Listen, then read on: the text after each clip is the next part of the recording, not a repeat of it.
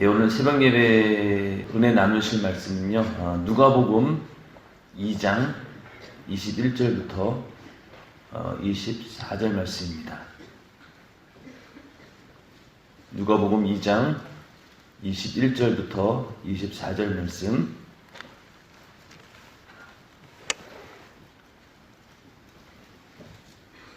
예, 다 찾으신 줄 알고 한 목소리로 합독하시겠습니다.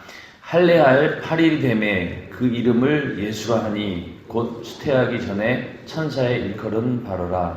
모세의 법대로 결례의 날이 참에 아기를 데리고 예루살렘에 올라가니 이는 주의 율법에 쓴 바 첫 해의 처음 날 남자마다 주의 거룩한 자라 하리라 한 대로 아기를 죽게 드리고 또 주의 율법에 말씀하신 대로 비둘기 한 쌍이나 혹 어린 방구 둘로 제사하려 함이더라. 아멘. 예수님께서 이 땅에 오신 이야기가 이제 지난주에 얘기됐고, 그래서 누가복음이 벌써 이제 10번째 이렇게 시간입니다. 누가복음은 처음에 말씀드린 것처럼 어떠한 복음서보다도 가장 객관적으로 또 역사적인 그런 의미를 굉장히 강조하고 그런 의도를 가지고 누가가 기록한 그런 복음서입니다. 다른 복음서에 비해서 굉장히 체계적이기도 하고 또 이것이 순차적으로 역사적인 관점을 가지고 썼기 때문에 처음 읽는 복음을 처음 접하는 이들에게 이것이 어떤 역사적인 어떤 사실을 근거해서 기록되고 있구나라는 어떤 그런 신빙성을 가지고 하나님 말씀을 또 복음을 접할 수 있게 된 겁니다. 오늘도 여기 21절에 보면은 할례할 8일이 되매 이러면서 우리도 왜 어떤 글을 쓸 때 국가원칙이라고 그러나요? 언제, 어디서, 누가, 무엇을, 왜, 이런 식으로 그런 것들이 다 글 속에 포함되어 있어야 됩니다. 그런 것처럼 이 누가복음도 우리가 자세히 들여다보면은 그 속에 전부 다 언제, 어디서, 또 누가, 무엇을, 왜 이런 것들이 알게 모르게 다 포함이 되어 있어요. 할례할 8일이 되었다라는 얘기는 결국 뭡니까? 예수님께서 탄생하신 지 이제 8일째 되는 날이었다라는 얘기죠. 그리고 나중에 이제 나타나겠지만 22절에 가서는 22절에 보면은요, 결례의 날이 참해, 모세의 법대로 결례의 날이 참해 이렇게 나오는데 이 얘기는 결국 뭐냐면은 이스라엘 백성들은 율법 가운데 아이를 낳게 되면은 남자 아이는 40일 그리고 여자 아이는 80일이 지난 다음에 그 산모가 성전에 가서 정결 의식을 치르는 그런 율법의 규례가 있습니다. 이 결례의 날이 참회라고 하는 얘기는 예수님께서 태어나신 지 며칠 되었다는 겁니까? 40일이 되었다는 겁니다. 8일 되었고 또 40일 되었고 이걸 우리가 알 수 있다는 얘기죠. 또 2장 42절에 가면은요. 42절에 가면은 또 어떤 얘기가 나오냐면 소년 시절에 예수 이러면서 42절에 예수께서 12살 될 때 저희가 이 절기에 전례를 쫓아 올라갔다가 6월절에 어떤 그 절기를 지키기 위해서 예수님께서 그때 참여했던 그 나이가 12살이었다 이렇게 얘기하고 있고요. 더 나가서 누가복음 3장 23절을 보시면요. 3장 23절을 보시면은 예수께서 가르치심을 시작할 때에 30세쯤 되시니라. 분명히 예수님의 공생의 시작이 언제라고 하고 있죠? 30세. 쯤 되었다. 이렇게 알게 모르게 성경 속에는 전부 다 이런 때와 시간, 장소, 또 예수님께서 어떤 일을 하셨는지 이런 모든 것들이 아주 자세하게 들어 있습니다. 특히 이제 누가복음은 그런 것들을 의도적으로 이제 강조하고 있는 것이죠. 누가의 의도는 뭐였냐면은 예수님께서 이 땅에 오신 것이 하나의 신화나 또 설화 이런 것들이 아니라 실제로 우리 인간의 역사 가운데 오신 분이시다. 예수는 정말로 완벽한 인간이었고 또 한편으로 하나님의 아들이었고 또 우리를 구원할 구세주였다라는 역사적인 어떤 예수와 함께 또 우리가 그를 신앙의 대상으로 믿어야 되는 신앙의 예수까지도 다 포함해서 얘기를 하고 있는 것입니다.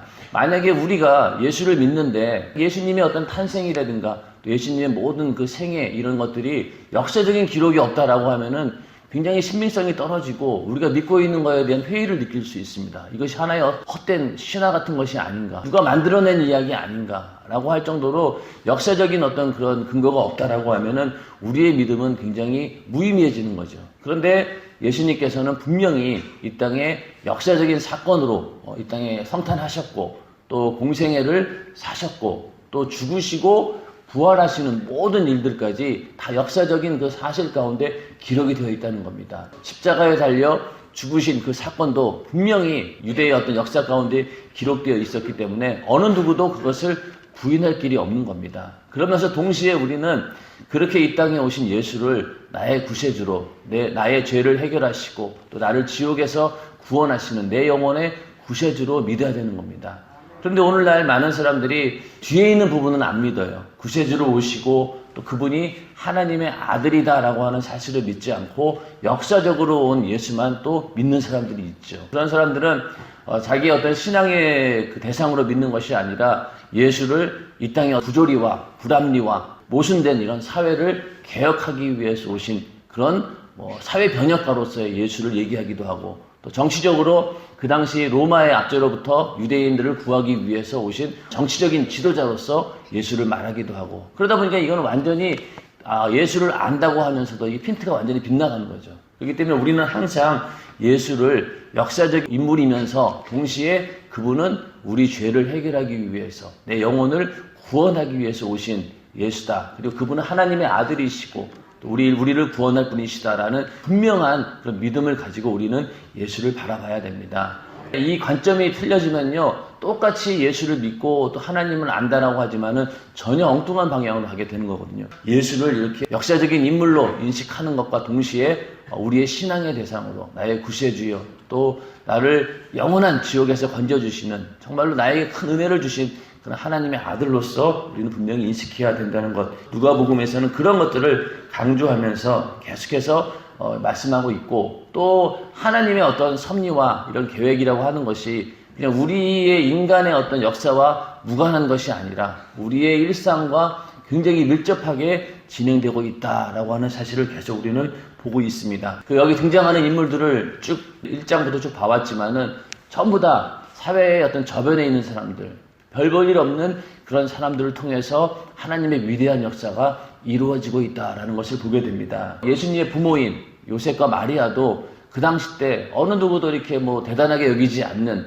그런 초라한 가난한 집안에서 태어났고, 그러나 그들은 하나님의 말씀을, 율법을 정말로 준수하려고 노력을 했고 하나님 말씀대로 살려고 노력했던 그런 경건한 자들, 하나님의 섭리는 대단한 어떤 사람들에 의해서 이루어지는 것이 아니라 이렇게 하나님 말씀을 가까이 하고 그 말씀을 진실히 지키고 또 그 말씀대로 살려고 하는 그런 진실한 자들에 의해서 어떤 섭리가 이루어지고 있다라고 하는 것을 보게 됩니다. 우리들도 신앙생활 하면서 우리의 겉모습이나 또 우리가 가지고 있는 배경이나 이런 것들이 다른 세상 사람들에 비해서 별 볼 일 없어 보이지만은, 그러나 우리에게는 하나님의 섭리가 내 안에 있고 또 그 섭리가 우리를 통해서 이루어지고 있다라고 하는 것이 우리가 정말로 우리는 그걸 중요하게 생각해야 됩니다. 그래서 우리가 그 성경에 기록은 안 되지만은 우리가 예를 들어서 전도를 하고 영혼들을 섬기고 주님의 몸된 교회를 위해서 충성하는 것, 이런 모든 것들이 그냥 있는 일들이 아니잖아요.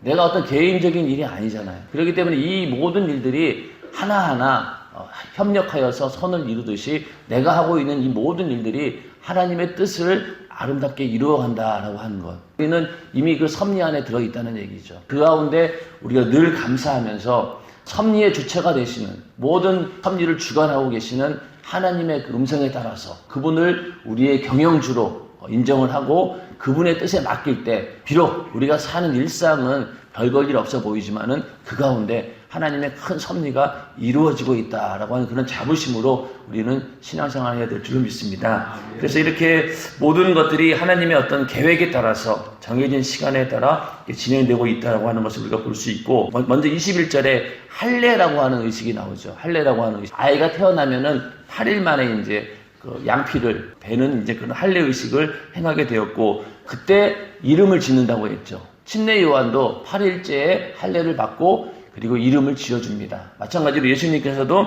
그 율법대로 8일이 되면서 할례를 받게 되었고 그때 이름을 또 예수로 짓게 됩니다. 그 예수라고 하는 이름은 이미 하나님께서 천사를 통해서 알려주신 그 이름으로 예수라고 하는 그 이름을 짓게 됐고, 그 다음에 이제 22절에 가서 모세의 법대로 결례의 날이 참에 아기를 데리고 예루살렘에 올라가니 이는 주의 율법에 쓴 바 첫 해에 처음 난 남자마다 주의 거룩한 자라 하리라 한 대로 아기를 주께 드리고, 여기서 이제 결례, 정결의식이라고 이제 우리 성경책 보면은 그 중간 제목으로 예수의 정결 예식 이렇게 나옵니다. 그러니까 이건 뭐냐면은 두 가지가 있는데, 첫 번째는 이스라엘 백성들은 아이를 낳으면은 가장 큰 아이, 장자를 하나님께 드리는 그런 규례가 있습니다. 이스라엘 백성들이 애굽으로부터 출애굽할 때, 그때 이제 유월절 의식을 치르면서, 그 유월절에는 어떤 의미가 있냐면은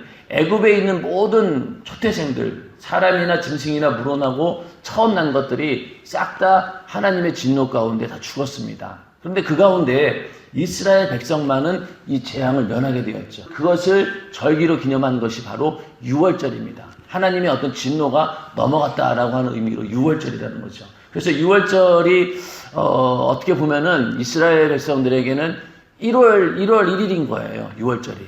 그러니까 첫 해인 거죠. 그러니까 1월 1일인 거예요. 우리로 치면은. 우리가 왜 신년을 맞이하고 그 처음 맞이하는 주일이 중요한 이유가 뭐냐면은 이스라엘 백성들에게 1월 1일은 유월절이라고 했죠. 그건 결국 애굽으로부터 그들이 나온 그런 날입니다. 그 나와서 처음으로 맞이하는 안식일이었던 거죠. 그렇기 때문에 굉장히 중요한 날입니다. 그런 것처럼 오늘날도 우리가 죄에서 영원한 지옥에서 구원받아서 한 해를 시작할 때 처음 맞이하는 그 첫째 주일이 굉장히 중요한 거죠. 우리가 첫째 주일마다 예물을 드리는 것, 하나님께 감사함으로 예물을 드리는 이유도 바로 그런 맥락에 있는 겁니다. 이 초태생들, 처음 난 것들을 하나님께 다 드려야 되는데, 짐승의 새끼들은 하나님께 제사를 지내서 짐승을 드립니다. 그런데 사람은 그렇게 제사로 드릴 수가 없잖아요. 그렇기 때문에 하나님께서는 그 마다들은 어린 양으로 대속하여서 하나님께 드려야 된다. 이것이 율법의 규정입니다. 출애굽기 13장 2절에 보면은 이스라엘 자손 중에서 사람이나 짐승이나 물어나고 초태생은 다 거룩히 구별하여 내게 돌리라. 이는 내 것이니라 하시니라. 그러니까 처음에 장자는 전부 하나님 거라는 거예요. 그래서 짐승은 제사로 드리고 사람은 제사로 드릴 수가 없기 때문에 양으로 대속하면서 하나님께 제사를 드린다. 그 오늘 읽으신 본문 가운데 예수님도 똑같이 이 의식을 치르게 되는 거죠. 예수님은 마리아가 낳은 첫 아들이기 때문에 이제 하나님께 드리기 위해서 이제 예루살렘으로 가게 되는 겁니다. 또 24절에 가서 주의 율법에 말씀하신 대로 비둘기 한 쌍이나 혹 어린 방구 둘로 제사를 함이더라. 여기서 이제 또 하나 이제 어떤 의식이 있냐면은 정결 의식이라는 것이 있는데, 유대의 모든 그 산모들은 자녀를 낳은 다음에 율법이 정한 기간이 지나면서 제사장의 규례대로 제물을 드려서 속죄를 받아야 합니다. 왜냐면은 그 여자가 자녀를 낳고 해산한 다음에 그런 모든 일들을 부정한 것으로 봤기 때문에 남자아이는 40일이 지나고 여자아이는 80일이 지난 다음에 산모는 번제와 속죄제로 하나님께 제사를 드려야 됩니다.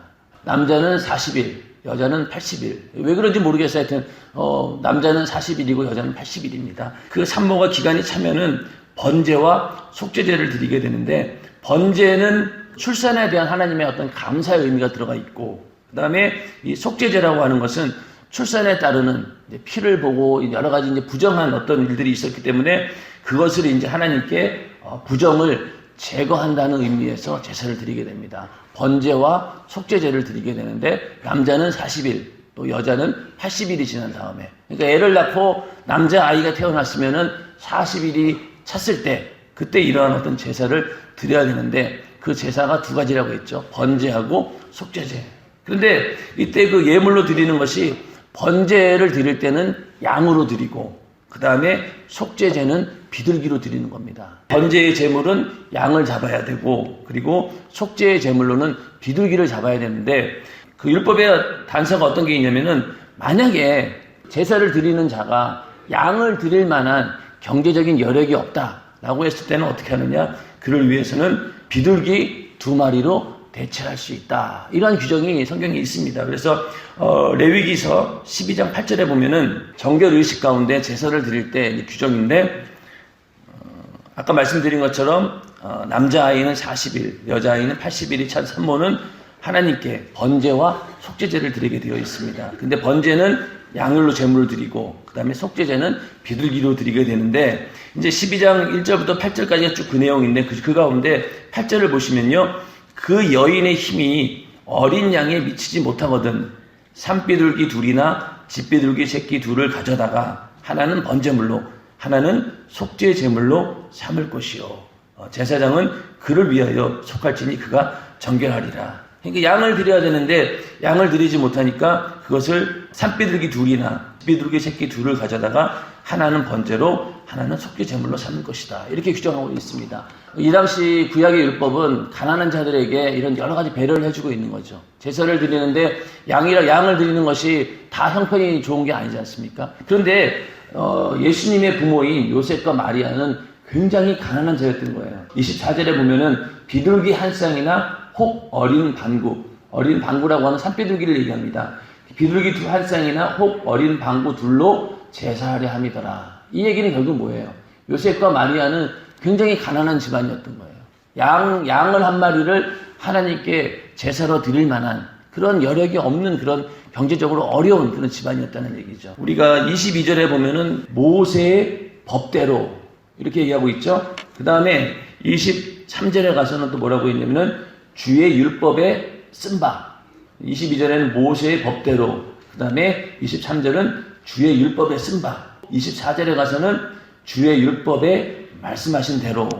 27절에 가보세요. 27절에 가보면은 거기도 부모가 율법의 전례대로 행하고자 하여. 율법의 전례대로 행하고자 하여. 그 다음에 또 39절에 가보세요. 39절에 가면은 주의 율법을 쫓아 모든 일을 피하고. 그러니까 여기 보면은 전부 다 어떤 얘기입니까? 모세의 법대로 그리고 주의 율법에 쓴 바, 주의 율법에 말씀하신 대로, 율법의 전례대로 주의 율법을 쫓아 모든 일을 피하고. 결국 이건 뭐예요? 모든 일들을 하나님의 율법을 근거해서 율법을 정확히 지켰다는 얘기죠. 똑같은 얘기인데 말을 다 바꿔 쓴 겁니다. 결국 뭐냐면은 모든 일들을 율법에 근거해서 했다는 겁니다. 그만큼 이 마리아와 요셉은 하나님 말씀을 철저하게 지키려고 했던 아주 경건한 그런 자들이었다는 거죠. 예수님께서도 율법의 모든 의식들을 전혀 파괴하지 않고 초월하지 않고 그대로 따라가신 거예요.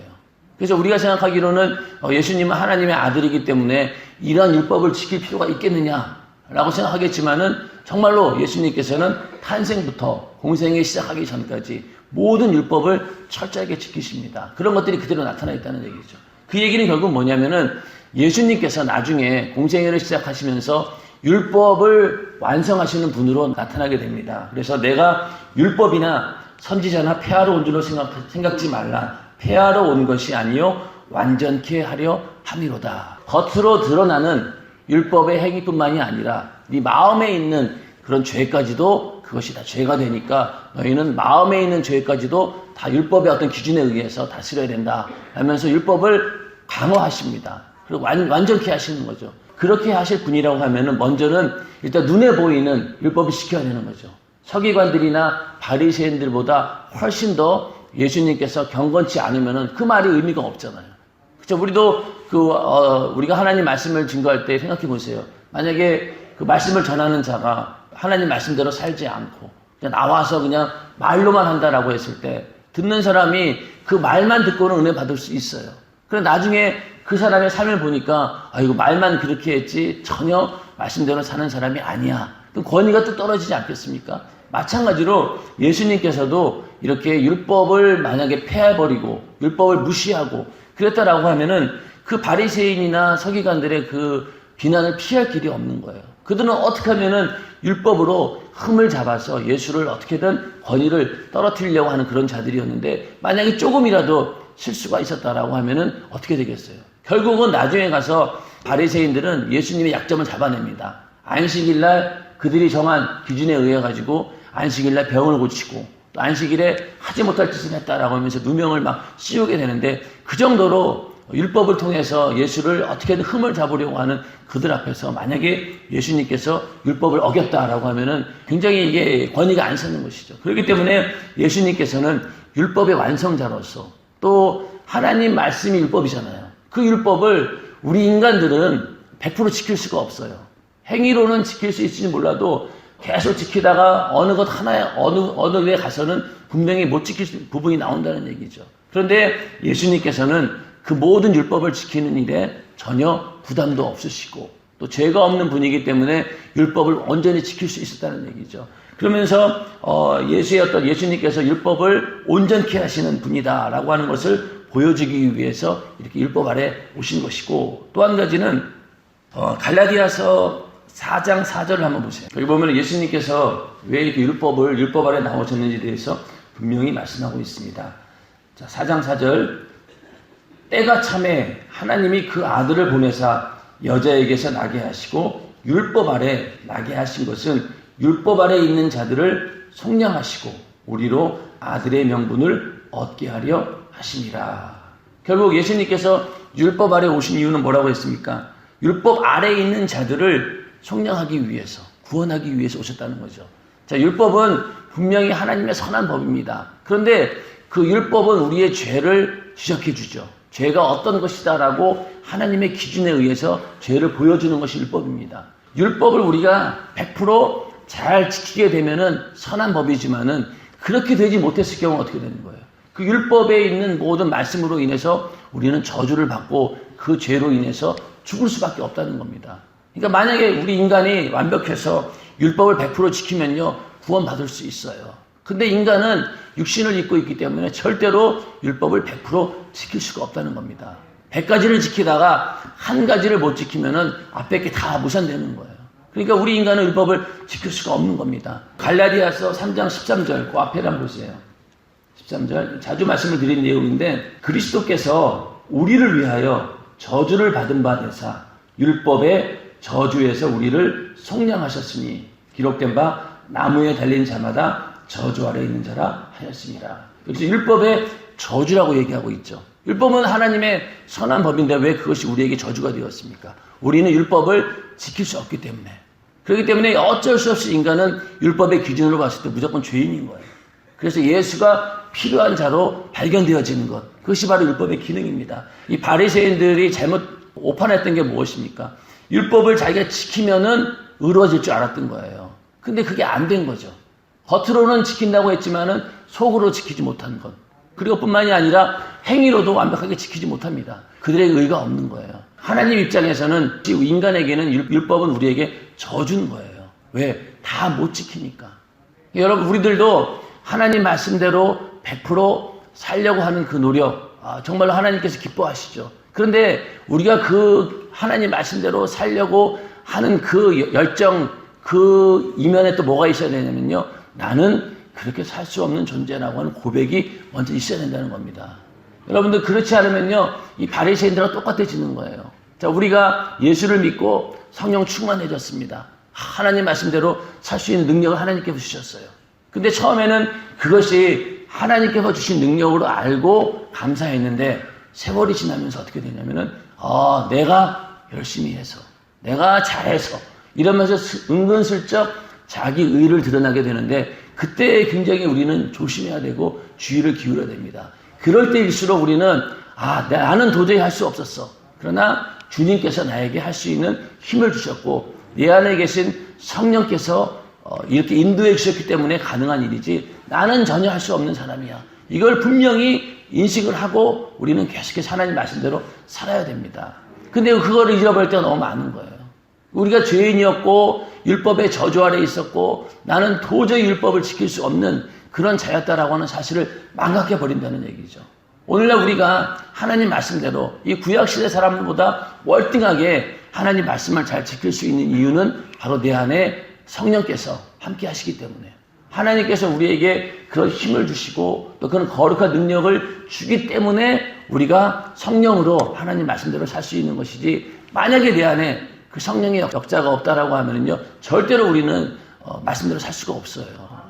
여러분 인정하지 않습니까? 여러분들이 성령이 충만할 때는 하나님 말씀대로 사는 것이 즐겁고 또 어떻게든 그 말씀대로 살아보려고 하지만은 성령 충만함이 좀 떨어지고 은혜가 떨어지면 어떻게 됩니까? 그 자체가 귀찮아지고 번거로워지고 억지로 교회에 와서 앉아 있다는 얘기죠. 그러다 보니 몸은 교회에 있지만은 마음은 세상에 가 있고 하나님 말씀을 지키는 것처럼 겉으로 보이지만은 그렇지 않다는 얘기죠. 그 외식적인 그런 믿음에서 우리는 나와야 됩니다. 그러기 위해서는 다시 처음에 우리가 성령 충만했던 것처럼 성령 충만함으로 성령이 그 일을 하게끔 하나님께 맡겨야 된다는 얘기죠. 그리고 늘 우리가 감사해야 되는 것이 하나님께서 우리의 그 힘을 주셨기 때문에 내가 그렇게 할 수 있다라고 하는 그런 감사가 매일매일 있어야 된다는 얘기입니다. 그렇지 않고는 우리는 율법으로 그냥 의로워지려고 하는 바리새인들과 다를 바가 없다는 얘기죠. 그러다 보니 오늘날 교회 내에도 그런 바리새인들이 많아요. 그러다 보니 자기의 어떤 죄는 보지 않고 자꾸만 남의 잘못을 드러냅니다. 또 그것만 눈에 보여요, 신기하게도. 그러면서 그 눈에 보이는 것 가지고 그 사람을 정죄하고 그 사람을 무시하고 또 그 사람에게 권면한다고 하면서 한편으로는 자기 의를 드러내려고 하는 그런 모습들을 우리에게 너무 많이 본다는 얘기죠. 그렇기 때문에 우리가 겸손해지기 위해서는 우리는 어떠한 경우도 율법의 저주 아래 있던 자였다. 예수님께서 율법 아래 오신 것도 그러니 우리를 율법의 저주 가운데서 속량하시기 위해서 구원하기 위해서 오신 분이다라고 하는 사실을 우리는 분명히 인식해야 된다는 겁니다.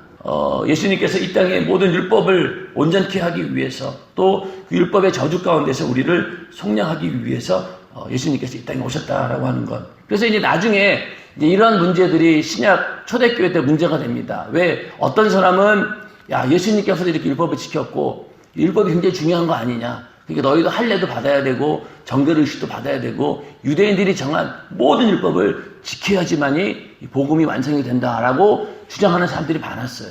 그러다 보니 이제 갈등이 생긴 거예요. 특히 이방인들, 유대인들은 그나마 그것에 이제 익숙해져 있으면 상관이 없는데 이방인들은 어쩔 거냐는 거죠. 그들은 전혀 이런 의식에 대해서 무지한 자들이고 행해본 적이 없는 그런 사람들에게 과연 이 율법을 강요해야 될 것인가? 거기에 대해서 이제 사도행전 15장에 가서 예루살렘에서 회의가 열리게 됩니다. 그래서 의견들이 막 나왔겠죠. 율법을 지켜야 됩니다. 할례를 행해야 됩니다.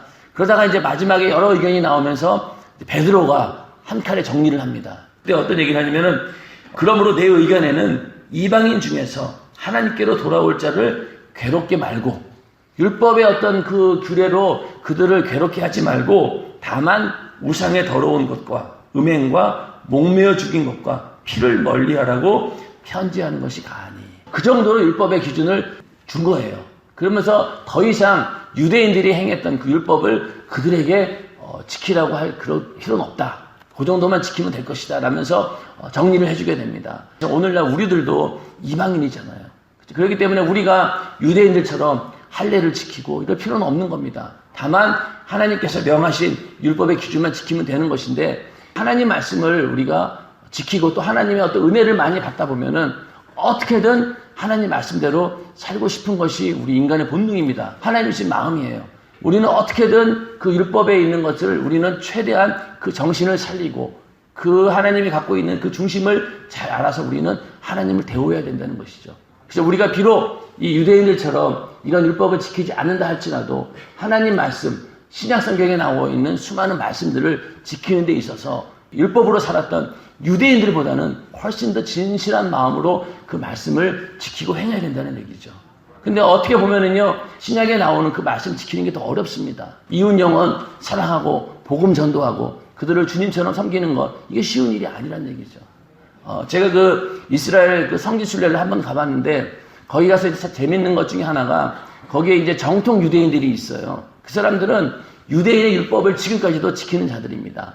그래서 그들은 한여름에도 율법이 정한 대로 옷을 입고 모든 사람들이 봐도 눈에 팍 튀어요. 처음에 저는 정말로 하나님의 율법을 지금까지 저렇게 지키려고 노력하는구나. 그리고 또 그 통곡의 벽이라고 하는 데 가서 성경을 읽는 사람들이 있어요. 그래서 막 성경을 읽고 있는데 저 사람들은 지금도 하나님의 어떤 율법을 즐거워하면서 묵상하는 자들이구나 생각했는데 그게 아니더라고요. 그 사람들은 나라에서 지원을 받아요. 정통 유대인으로 살게 되면은 그런 모습으로 살게 되면은 나라에서 지원금이 나옵니다. 그 사람들이 거기서 율법대로 행하는 것은 어떤 경제적인 이유 때문이고 정말 하나님 말씀을 사모해서 그렇게 지키는 사람은 극소수에 불과하다는 얘기죠. 그 통곡의 벽 앞에서 이제 어떤 사람들이 성경을 보고 있는데 젊은 유대인이었어요. 젊은 유대인인데 모자도 쓰고 이제 그러면 성경을 보는데 아이폰으로 이거 쭉쭉 읽는 거예요, 그냥. 결국 그거 뭐냐? 거기 가서 그런 모습을 보여주는 것이 그들의 의무인 거예요. 그로 인해서 대가를 받게 되는 거고. 겉으로 봤을 때는 성경을 읽고 율법을 묵상하는 것처럼 보였지만 그게 아니란 얘기죠. 그런 것처럼 그 유대인, 지금 이스라엘에 있는 유대인들은 말로만 또 자기들의 어떤 유익을 위해서 전통을 지켜나가는 것 뿐이지 정말로 하나님을 사랑하는 마음으로 율법을 지키는 것이 아니었다라고 하는 것을 저는 보게 되었습니다. 마찬가지로 오늘날 우리들도 하나님 말씀을 지키고 또 말씀대로 살아가는 것, 그것이 만약에 그 가운데 우리의 중심이 하나님을 사랑하는 그런 마음이 없다라고 하면은 모든 것들이 무의미하다는 얘기죠. 그렇죠? 그렇기 때문에 우리는 항상 하나님을 사랑하는 마음으로 율법을 하나님께서 주시고 율법대로 살라고 하는 건 무엇입니까? 우리가 멸망하지 않고 죄 가운데 거하지 않고 거룩하게 살면서 하나님의 어떤 섭리 안에 하나님의 은혜 안에 있기를 원하는 그런 마음이잖아요. 우리가 하나님 말씀을 지키는 것도 바로 그런 의미로서 내가 정말로 주님을 사랑하기 때문에 내가 받은 은혜가 너무나 크기 때문에 이렇게라도 하나님의 말씀을 지키고자 합니다. 하나님께 정말로 세상에 예우를 해드리고 싶습니다. 라는 그런 마음으로 우리가 하나님 말씀을 철저하게 지키는 것입니다. 그런 어떤 율법의 정신, 그런 걸 우리가 절대로 변치 말고 바리새인들이나 서기관들처럼 율법을 오해해서 남을 정죄하고 비판하는 그런 도구로 쓴다거나 내가 의로워지려고 하는 도구로 쓰여진다라고 하면 우리는 빨리 그 방향을 돌이켜서 나는 율법으로 봤을 때 어쩔 수 없는 죄인입니다. 율법의 이 저주 가운데서 나를 구원하실 이는 오직 예수밖에 없습니다. 라는 고백이 우리 안에 터져나와야 됩니다. 이것이 시간이 지나 처음에만 그랬고 지금은 그러지 않는 것이 아니라 매일매일 신앙생활 하는 동안 육신을 입고 있는 동안 죽기 직전까지 우리는 이 고백이 우리 안에 있어야 된다는 것이죠. 시간 기도하겠습니다. 기도할 때 주님, 예수님께서 이 땅에 오셔서 모든 하나님의 섭리와 율법 가운데 있었던 것처럼 우리도 늘 하나님 말씀 안에 거하게 하여 주시고 그 말씀을 철저히 지켜서 하나님의 섭리 안에 있게 해 주시옵소서 라고 기도하시고 그렇게 하지 않으려고 하는 내 안에 있는 육신의 소욕과 근성들 다 무너지게 하시고 오늘 하나님 말씀대로 살아갈 수 있는 능력을 더하여 주시옵소서 라고 기도하시고 또 여러분들이 가지고 있는 여러 가지 문제들 그런 문제가 오기 전에 그 죄로 인해서 오는 문제라고 하면 우리가 뜨겁게 회개해서 그 문제들이 해결되길 바랍니다 라고 기도하시고 담임 목사님의 강건함을 위해서 함께 기도하도록 하겠습니다. 주여 삼창하시고 기도하겠습니다. 주여 주여 주여